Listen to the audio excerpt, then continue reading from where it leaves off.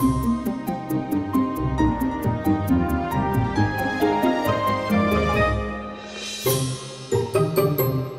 going on, everybody? I'm Phil DiMartino here with Tyler Pyburn for another edition of the Five Tool Productions video podcast. And today, we're going to talk about production and winging it versus a lot of prep.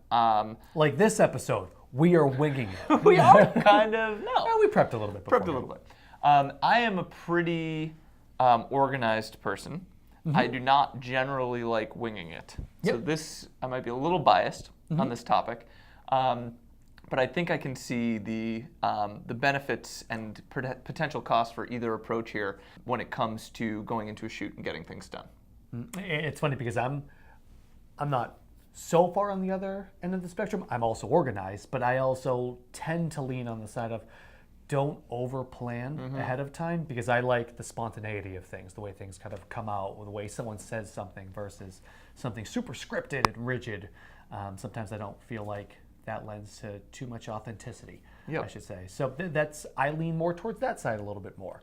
But on the flip side, I also see the benefit from a production standpoint of planning out, I need to get these 6 shots, these different looks in these different locations to make sure that the storyboard kind of comes to fruition.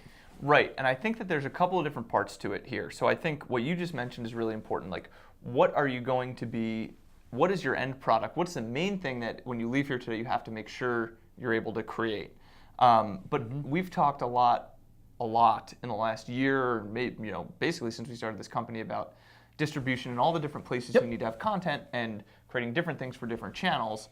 And ultimately, if you're only shooting the bare minimum to put together your video and you have this really rigid shot list and you're going to say, we need these 10 to 20 shots to make this video happen, and that's all you get. Well, you're certainly not filling up, your Instagram feed, your, Facebook feed, your, behind the scenes videos. You're not filling those things up if you just go in and shoot only what you need.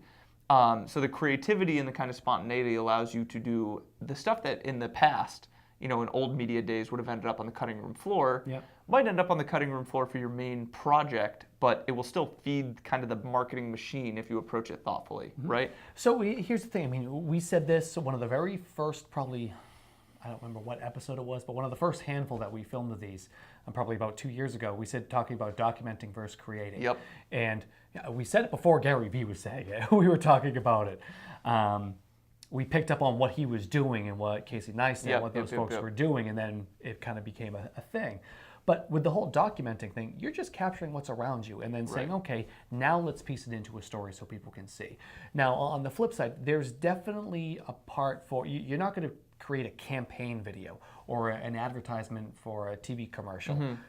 Just doing that. I mean, you can, but it's not going to be as good and as well thought out of if you're planning to create it and you're sitting down in a war room with 10 executives that are saying, okay, what are the creative ways we can get emotion out of people versus, no, this is something for YouTube. And I think it kind of goes back to what you were just saying. The medium plays a big role in it, right? If you're just uploading something consistently on a daily basis to, say, YouTube or Facebook or IGTV, it can be a little more lax. It can be a little bit more fun. Whereas if you're really prepping for a campaign launch type thing, you're going to want to plan and scope that out a little bit more too, right? Yeah, and turnaround time plays into this too, right? Like, you don't want to get back from a shoot and have this mountain of disorganization, and you look at your SD cards and your hard drive, and you're just like completely overwhelmed.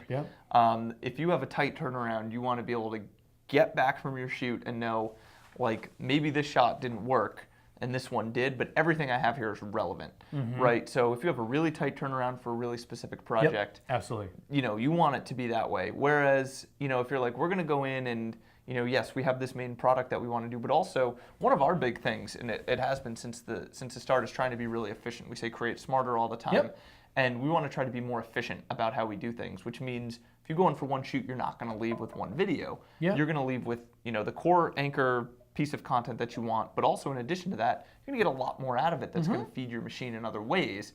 And again, that really rigid approach of going in and only filming the exact amount that you need isn't going to get you there.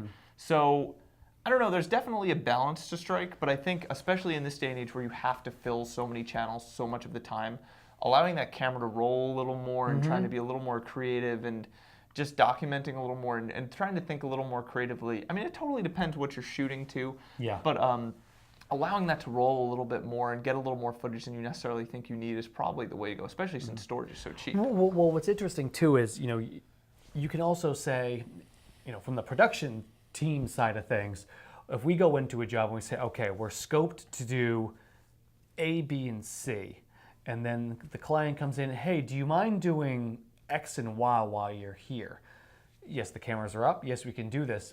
But also know that this wasn't part of the original scope. That's a good point too. Let's talk about this. Where is this going to live? I mean, yes, we can shoot this for you, but I can't go back and edit and create another video for you for the same amount of money, right? For what we're already doing, because you've just added on maybe not so much time on site.